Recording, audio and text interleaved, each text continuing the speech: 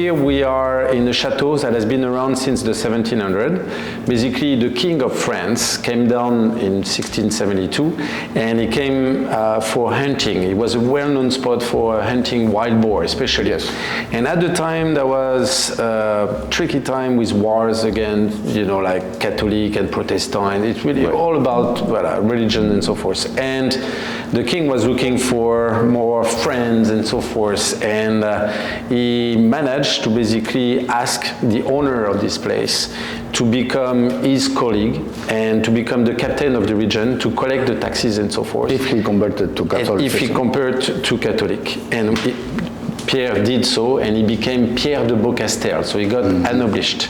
Right. And by becoming a noble, he ended up having more land available to him, and that became a super well-known spot, a farm on the top of being just a hunting place. Right. And so this domain, the modern domain, the winemaking, Family Pagan took over this property at some point? In 1909. 1909. Yeah, 5 generations ago.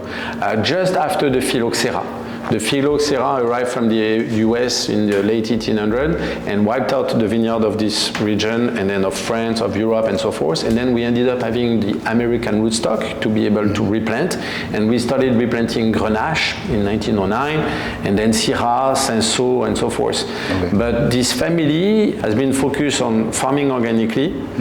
We switched onto biodynamic in the 70s, and we were one of the first one, and we ended up being one of the last one to plant all 13 grape varietal, and we are different from our neighbors in the sense that we have all 13 available to us. Right. We are roughly 350 domain in Châteauneuf-du-Pape, and we might be 10, 15 of us with the 13 grape varietal. Which is actually trying to recover and maintaining the tradition, right? Because otherwise people will focus on the main varieties that have gained international recognition, like Syrah, Grenache, and Mauvert, perhaps, right? We talked about the history of your the chateau, but I'm very impressed about how you rebuilt this chateau. You kept some of the old parts, but then what did you do with the rest of what it was here? So the family arrived in 1909, and I'm currently with the 5th generation, and they decided basically to completely remodel the chateau. We've been farming organically forever and in biodynamic since 1974, so we were really on the forefront of biodynamic. But we wanted to be green all the way in. Okay. So we decided to do a competition, and one thing after the other. The architect who won this competition is Studio Mumbai, B.J. Jain from India, because he understood what the family was looking for. So he decided to build a geothermal system and to build the chateau with what we had on hand. Okay. So we dismantled the building we had before, we recouped everything, and 95% of what you see around you is coming from here. We built our own chateau with the pisé, so that's why you see one layers at a time. It's a pisé, and then we built a geothermal system with a major pool of 60 by 40 meters, 10 meters below ground, where we recoup the rainwater, and then we built some chimneys, and you see some of those exhausts. We have the same on the other side. They catch this wind, this mistral that we have basically 100 days a year. Okay. The wind is caught in the wall. It goes all the way down to the pool. The pool that are 10 meters below ground, the water is always very fresh, very cold. The water has been cleaned 3 times. It's almost drinkable water in that matter. And we sprinkle the water over this air, and this mist is naturally circulating within the domain. So it's basically 95% also of our air conditioning. So, yeah, that's great, because here in the summer it can be actually very hot. Oh yeah, definitely. So you remain the space is cool for the winemaking. Yeah, naturally. Exactly. Naturally, with no air conditioning. So we have to use air conditioning now and then during the months of August when we don't have the Mistral. Right. But usually the rest of the year, it's basically no air conditioning whatsoever. It's only this system. And then this water that has been cleaned 3 times in a row. Hello. And the water that has been cleaned 3 times in a row is used to clean the winery. When you're making wine, you're using a lot of water to clean all the time. Yes. So you're basically using a gallon of water to make a bottle of wine, roughly. Right. So it's not a very green process. So what we do, we use these rainwater that we have cleaned to clean the estate. Emmanuel, we're now in your vineyard. It's basically next to the chateau, which is actually good. And I like to hear about the climate of this area, the southern Rhone, because we were discussing with Nicolas the climate in the northern Rhone, very similar but a little warmer, I assume, closer to the Mediterranean. Yeah, the weather is somewhat very different. You know, in France, even though we're not a big country, I mean, an hour drive, I mean, and you have a really drastic climate, difference. Right. We are here in the southern Rhone. It's a big valley that is exposed to 300 days of sun, so we are lucky. We are not a great amount of water, but decent enough to farm. But we are exposed to a strong wind, and we can experience today the Mistral. And the Mistral is blowing basically 100 days a year. It's 1 day out of 3. It can blow up to 70 miles an hour. It's quite annoying to human being, but it's great for dry farming. It's acting as a blow dryer after the rain, basically, very often. As a curiosity, let me just stop you there. I heard, I believe it's true, that in the old times, somebody who killed somebody else under the influence of Mistral could actually use it as an attenuation for the climate. Could be. It drives you crazy, that is true. But to kill somebody, I don't know about that. Too much. No. So we're talking about the effect on the vines. I assume it dries the vine and helps it. It dries the vines. So that's the reason why it is somehow easier to farm organically and even in biodynamic, because we don't deal with as much rot as some other region like Bordeaux, where it's quite rainy and so forth, for example. But it's also very helpful for the quality of what we're harvesting, because we end up with drier berries that concentrate the berries naturally. It dries you out, all of that wind. So it dries the berries out, so we end up having more natural concentration, and therefore we don't need to look at adding too much oak in our wine and all that, because we have already very strong flavors from the skin. What about rain? We don't get that much rain, but decent amount. But the problem is nowadays with the climate change, climate disruption. Now when it rains very, very strongly at once. So it ended up flooding. So we had some flood in 2002. We had issues in 2018, 2021. There are some vintages where we are running into problem with major rain during harvest, and that's becoming a big problem. But yeah, so it doesn't rain that often, but when it rains very often in Provence, it's really like strong at the time, and it creates floods. But enough water to do dry farming. You don't have irrigation here, actually. More and more people are using irrigation for table wine, entry-level wine. We are sometimes allowed by the governor of the region to water the plant, but none of us do it because it's not part of our ancestral knowledge. And many of us don't believe that we should water. We prefer have the vine to struggle, to have the roots going deeper and so forth. To understand the soils, I believe the best thing is to look into the geology, and this is going millions of years ago. Actually, when you come from the north of the valley all the way down to here, the valley opens, the central massif and the Alps open and get farther away. And what you have here is a plain, a long, very large plain that is full of rolling stones that you call them in a particular Galets roulés. Which is rolling stones. Rolling stone in French, basically. Yeah, it's not everywhere though, but it's primarily known in Châteauneuf-du-Pape. Those big galets roulés, those big. They're actually very large. There you go. My goodness. Voilà, and this is somewhat small because we have many that are I know. very, very, very big. I've seen them. So they've got deposited millions of years ago, basically when it got warmer on Earth during the melting of the ice and so forth. We are close to the Alps mountain range, and we have different mountain range around. We have the Mont Ventoux not too far and so forth. But during this melting of all of that ice, it created not only a huge current and huge rivers, and those rivers with time started to shrink and deposited different alluvium and different kind of rocks in different areas depending on the temperature and the elevation and so forth. And in Châteauneuf-du-Pape, in this area especially, 40% of the appellation is covered with those galets roulés, and those galets roulés are made of schist. They reflect the light during the day, they release the heat at night, and they keep the humidity in the ground. When you come during summertime, it's basically close to 100 degrees in August, and the water is trying to evaporate, it gets stuck under the rock, and the vine's roots are smartly going through the clay and get the humidity that is stuck below the rocks. Okay, because underneath these rocks you have clay and sand. We have sand, clay with a lot of iron. That's why the soil is somewhat kind of very orangey. And way below we have a limestone bench. Okay.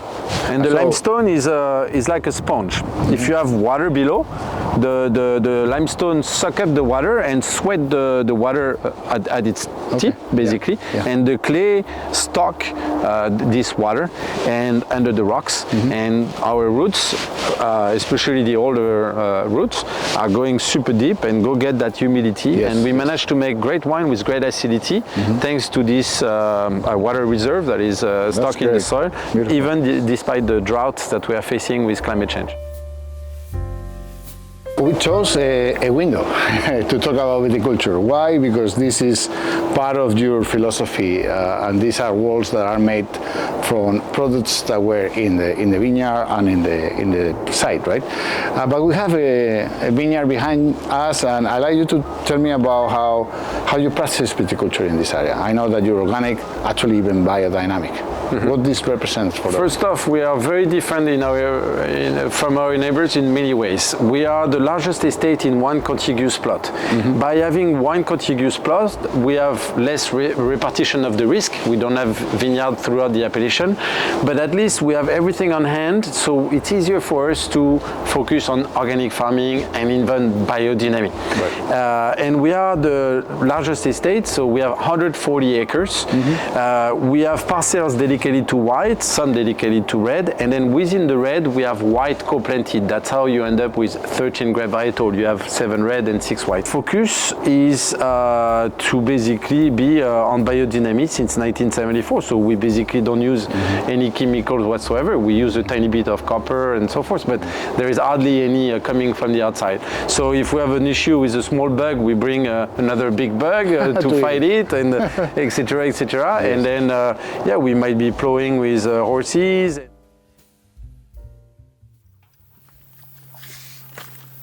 Si, quand je m'énerve.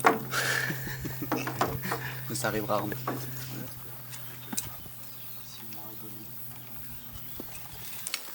Arrière. Et arrière. Aramis. Marche.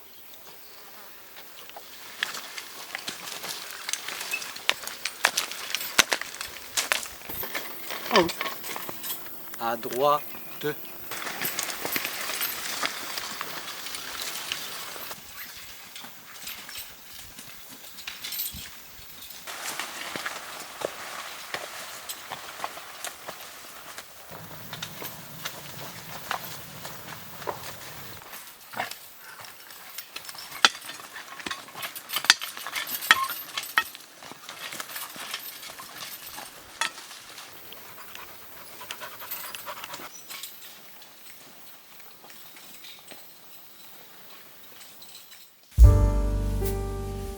I believe the trick is a little bit to maintain a high degree of biodiversity in the vineyard, because it's a monoplot, a single plot of any cultivation is usually more susceptible to any attack from the outside, right? So you maintain this biodiversity. I know that you work with cover crops as well. Yes. And then you have these stones at the same time. You have to work with them at the same. So, but I assume that this requires more work, right? Yeah, it definitely requires more time spent in the vineyard to look after everything. But one of the things we've decided to do due to climate change also is to recreate even more life. Currently, as you're seeing now through the window, there is hardly any tree left in our vineyards, because even though we do the harvest by hand and so forth, we go around in our vineyard with tractors now and then for different occasions. And so despite the fact that we are still using tractor, we're gonna have more trees. We're gonna replant hundreds of trees, different kind of trees in that matter, matter, in our vineyard to recreate life, to have point of landing for birds, for bats, and so forth. But the tree, they tend to control the weather around themselves, so it cools things around, it creates shades, it has deeper roots, so it brings water table closer to the roots of the vines, but also it helps in breaking the frost during the winter, and that's one of the main problems we have with climate change now. It's getting warmer, but the winter are too warm, and things are blossoming in late February, early March, and then we get a frost in late April, in May, and so forth. And that's a big problem for us, in that matter. So that's why we want to have the trees to break the frost. Okay, so we're seeing through the window, it's actually a very traditional vineyard out of the Rhone Valley, particularly in the south. And I mean with that is bush vines, you don't have them trellised. We are not allowed to trellis. You're not allowed? We are allowed to trellis the white and the Syrah. Okay. But all the other grape varietal in Châteauneuf-du-Pape, the Mourvèdre, the Grenache, and so forth, Cinsault and whatever have you, they all have to be bush vines. Bush vines are bad to work with because you have to get down, but at the same time they're good to protect from the wind, right? Because, exactly. They are lower to the ground, so and we keep at different time of the year when it's sensitive, we actually even attach the branches to the main pole so they don't break due to that wind. Talking about grapes, the GSM trio, the that's Grenache, what most everybody mainly else Grenache, and Mourvèdre. But you have another 10. Which ones are those? Can you just name So a few? basically in this area, when you look at Châteauneuf-du-Pape, it's 95% red, of which 95% Grenache. Everybody's on Grenache. Right. But then people are blending with a bit of Syrah, a bit of Mourvèdre, and so forth. We have all 13, meaning we are on Grenache, but actually we've chosen to be actually more focused on Mourvèdre. Mourvèdre is another grape varietal that has different profile, that is actually called Monastrell. It comes from Spain originally, made its way to Bandol in the south of France, in Provence. And then Jacques Perrin, grandfather of the current generation, decided to bring some Mourvèdre and planting Mourvèdre in Châteauneuf-du-Pape. And basically we became the largest owner of Mourvèdre in this area. We are at 40% Mourvèdre, 30% Grenache, 10% of Counoise, 10% of Syrah, but Syrah is suffering in the valley, so we are getting closer to 6% than 10%. 5% of Cinsault, 5% of Terre Noire, Vaccarès, Muscardin, that are not very well known out there, but I heard about the last one, but not the other two. We have so little of them that we actually co-ferment the three of them, and then we have the white. So the white, it's Roussanne, Clairette. We have Picpoul, Bourboulenc, and Picardon. Okay. Well, I don't think I forgot one. All right, that's great. Grenache Blanc? Grenache Blanc. As well. Grenache Blanc is part of the 13, but it's actually in the end 14 because you have Grenache Noir, Grenache Blanc.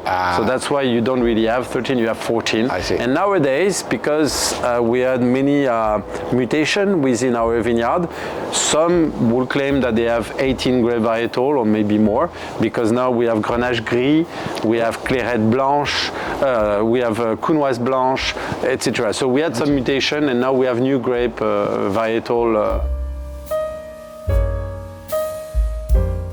We are in one of your barrel rooms. This is for white wines, and it's a perfect spot to talk about how you elaborate the whites. Yes, our white doesn't come from much of the production. It's no more than 5%. So as I mentioned earlier, we have parcels dedicated to white, and within those parcels, we are primarily focused on Roussanne. Most everybody else is on Grenache and Clairette in Châteauneuf-du-Pape, but we are on Roussanne. We are making 3 white. There is our Côte du Rhone, Coudoulé de Beaucastel, in which actually we have some Viognier and Marsanne, which are not allowed in Châteauneuf. On the Châteauneuf-du-Pape side of things, we have basically 5% of the production that is focused at 60 somewhat percent, even more, on Roussanne. So your Châteauneuf-du-Pape Blanc is based on Roussanne, and a blend with... And the blend varies between 60 and 80 somewhat percent of Roussanne, with the rest remaining of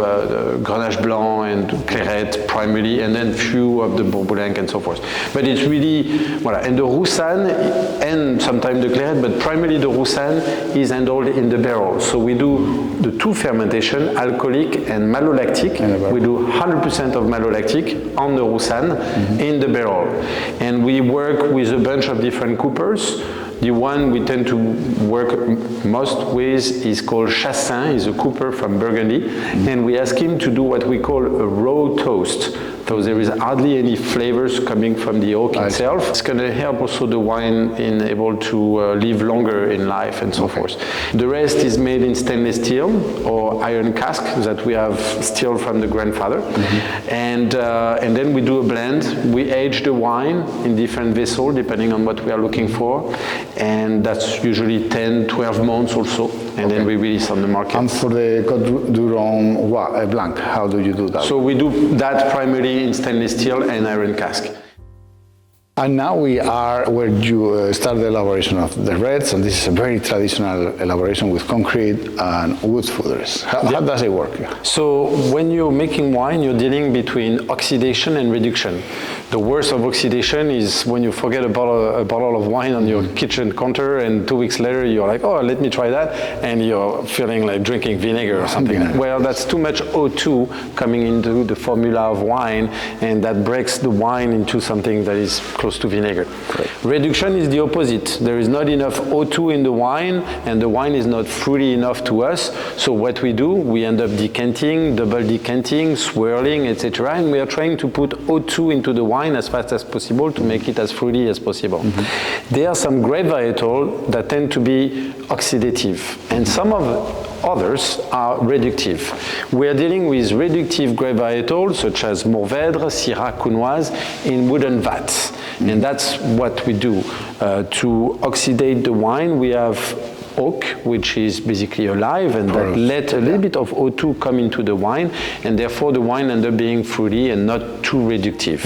And then for the oxidative grape varietal, we protect them against any oxygen coming in, so we don't use oak, we use concrete instead. Sometimes it can be with inner liners, like tiles. It's like making an environment like glass, basically. Inert. And therefore, that's how we deal with all the other grape varietal, Terre Noire, Vaccarès, Muscardin, Cinsault, especially, that is very oxidative, and Grenache, that is also very oxidative. Because the concrete can be porous as well, but then you protect. Yeah, you protect. You have an inner liner, and therefore it's not that porous, or if not, no porous at all. And then the elaboration, so the fermentation goes whether in the food or the concrete vats. It starts there and continues there, and the aging also. So what we do, as I mentioned earlier, the white are coplated within the red in that process. So when we harvest Grenache Noir, you have some Grenache Blanc, Clairette, and Picpoul, and so 5% of the white is co-fermented within the red. So each vat is dedicated to a red grape varietal in which you have white. So when we are done with what we needed, we're gonna sample each of the lot. So it's basically like sampling 50 different wine, and we're gonna blend what we decide to become either Coudoulet de Beaucastel, Côte du Rhône, Beaucastel, and then this special cuvée, another single vineyard that we make called Hommage à Jacques Perrin. And then if we don't make Hommage à Jacques Perrin, the single vineyard is incorporated into the Beaucastel. After making each of the wine, we sample everything, we decide what becomes Coudoulet, Beaucastel, Hommage, and then we age that in big food. So we will go into the room to show you, and we age between 6 months, a year, 18 months. And just so you know, in this winery, after being in biodynamic in the vineyard and so forth, there is a minimum man interaction on the process of making the wine. And we are basically a vegan wine because we don't use animal product for fining, and we are not filtering the wine. So if you age Beaucastel, there is sedimentation that is building after years, and so if you open a bottle of 1989 Beaucastel, you have to be careful and slowly decant the wine with the light and so forth to make sure you don't end up with too much sediment in the last glass or couple glasses. Emmanuel, we are in a beautiful aging room for your reds. We have some barriques, we have some foudres, we have a huge tunnel there. Yeah, exactly. So this is the aging. This is when the wine becomes wine. Well, as I mentioned, we process some of the fruit in concrete. Some of them are processed in wooden vats, and then we select what's going to end up being Coudoulé de Beaucastel, Beaucastel hommage à Jacques Perrin, Right. and whatever stays here is aged in this room. So you have either big food, alors you can read 5,100. It's 5,100 liter. This one above 4,892 because they are all made by hand. Yeah. By Seguin Moreau to fit in this room. Okay. And each of them basically is dedicated to a wine. So there are some that are for only the Coudoulé de Beaucastel, some are for Beaucastel, and some are only for hommage à Jacques Perrin. If we ever get a new one, we will break into a new one with hommage à Jacques Perrin, because hommage à Jacques Perrin is very old vines, so very concentrated wine because it's very, very, very low yield, so it can break into the oak without having too much oak flavor. Okay. And then because we have 3-4% of evaporation, we have a little bit of extra wine, so we have a bit of extra Coudoulé de Beaucastel, a little bit of extra Beaucastel, a little bit of extra hommage à Jacques Perrin, which are going to be used to replenish the top, and we top off basically the angel share. So these are these barrels for. Yeah, exactly. Understood. Well, I think the only thing that is left to do is to taste some of these wines. Yeah, it's time to do so, definitely.